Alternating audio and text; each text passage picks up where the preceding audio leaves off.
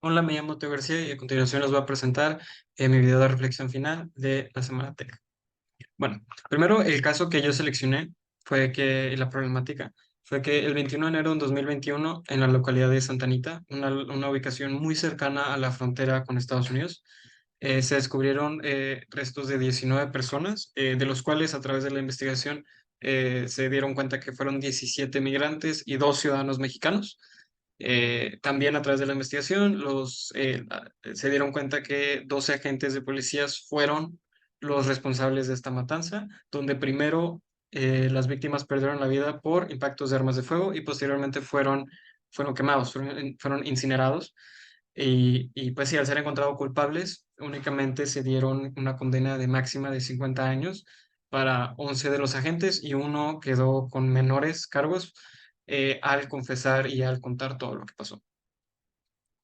Bueno, ¿qué grupo en situación vulnerable se encuentra? Básicamente, primero, en el caso se encuentra que el grupo más vulnerable son los migrantes.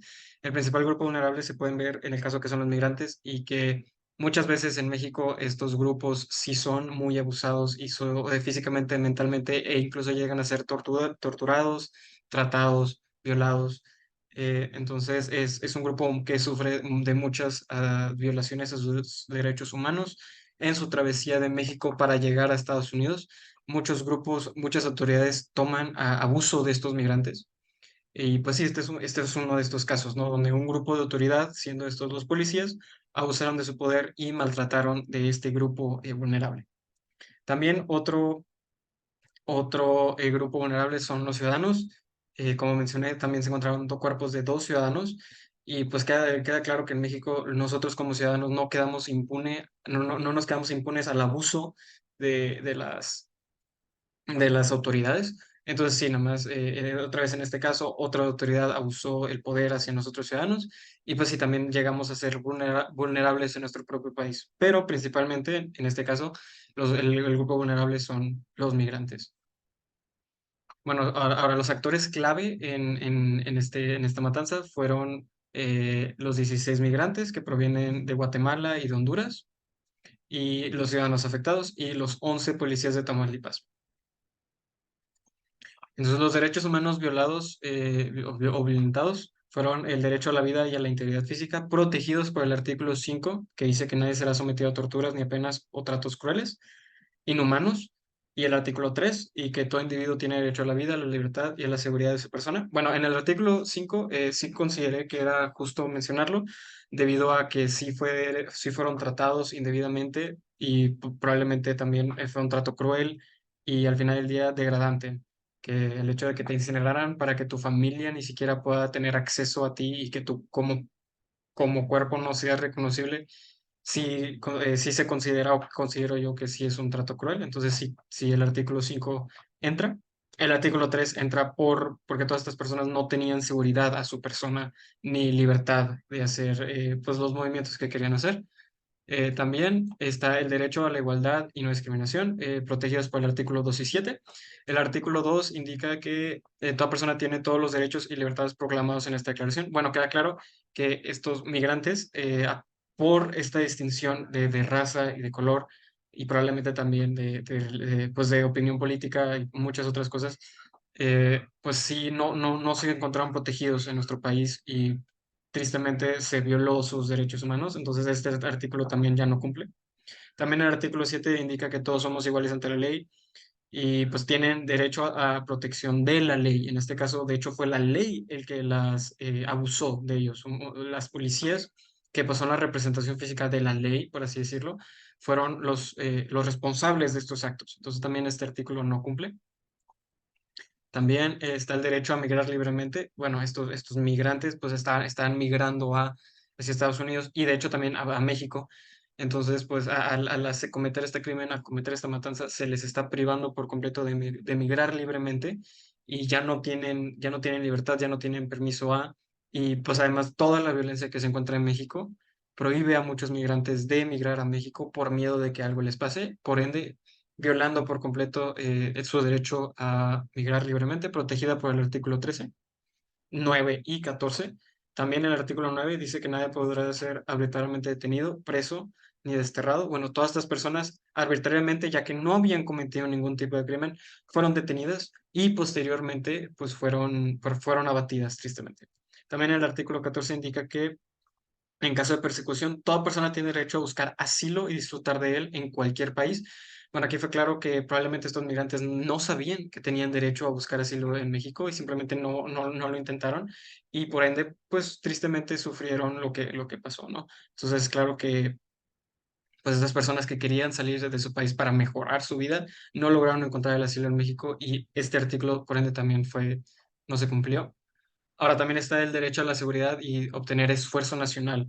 Me gustaría hacer mucho énfasis en lo importante que es que los policías, la personificación de la autoridad que en teoría tiene que protegernos a nosotros ciudadanos, fue el que abusó de su poder y el que causó esta matanza. Por ende, este artículo 22 se rompe, ¿no? Ya todo el esfuerzo nacional que se supone que el esfuerzo nacional te tiene que proteger a ti como persona que está en el país, como persona que está en el Estado, el Estado te tiene que proteger a ti, el país te tiene que proteger aquí. Y aquí pasó lo contrario, el país y el Estado y las autoridades que los representan fueron los culpables del crimen. Entonces, mostrando cómo este artículo 22 y por ende el derecho a la seguridad y obtener esfuerzo nacional simplemente no se cumplieron y pues sí, tristemente estas personas no gozaron de este derecho humano pues que sí se les corresponde. Ahora, las soluciones para que estos casos pues ya no logren pasar tan frecuentemente, primeramente es mejorar el entrenamiento que la policía recibe y hacer evaluaciones psicológicas cada frecuencia, cada cierto tiempo, además de incluir un examen psicológico previo al entrenamiento para asegurar que estén en un estado mental estable.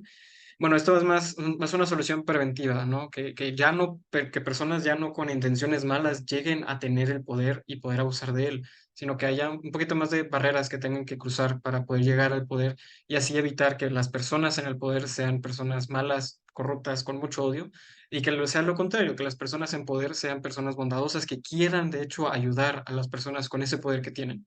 Entonces, para eso va más esta solución, sino para que sea preventivo y para que de hecho la policía llegue a ayudar a las personas y no sea lo contrario. Ahora, la siguiente solución es que debido a la magnitud del crimen, ya que fue una matanza esto, y en México lo máximo que te dan por homicidio son 40 años, considero que el hecho de que el máximo en este caso sea 50 está muy mal. Debería el castigo ser mucho mayor para también evitar que estos crímenes sucedan y que por simple hecho de que ellos son policías y las víctimas son migrantes, que eso no baje la condena. Entonces, si no, incluso podrían aumentarla, ¿no? Entonces, sí, creo que por la magnitud del crimen deberíamos de crear presión al Estado para que el castigo sea mucho más severo y así pues prevenirlo, ¿no? Crear barreras. Ahora, también presionar al gobierno para mejorar las leyes y crear iniciativas que protejan a los migrantes. Bueno, esto es más que para que también ya no sucedan casos como los que pasaron, no sé si mejorar leyes o incluso forzar al gobierno a que las enfuerce más, a que sí las haga, a que las esté activamente eh, pues pueden que estén, pero que no se estén usando, bueno, a que se estén activamente usando, y además también crear iniciativas que protejan a estos migrantes, ya que incluso con las leyes, si es que no tienen el apoyo social, pues simplemente no se va a poder, entonces también crear iniciativas que cambien la mentalidad de muchos mexicanos de odio que tienen, que la cambien por cosas positivas, que se den cuenta que en realidad tener migrantes en un país no necesariamente es malo, sino capaz, incluso podría llegar a apoyar el país económicamente. Entonces, definitivamente crear iniciativas que cambien la mentalidad de muchos mexicanos que pasen de odio a que sea tal vez de bondad. Y pues crear iniciativas que también protejan a estos migrantes en su camino hacia Estados Unidos si deciden hacer eso. Y de ahí viene mi siguiente solución también, que sería mejorar los refugios aquí en México y promover más que se queden estos migrantes en México. Mejorar los refugios, pues también esto va a la mano con las iniciativas, ya que si los refugios están mejor cuidados, también va a haber más seguridad y más probable es que no pasen estos casos.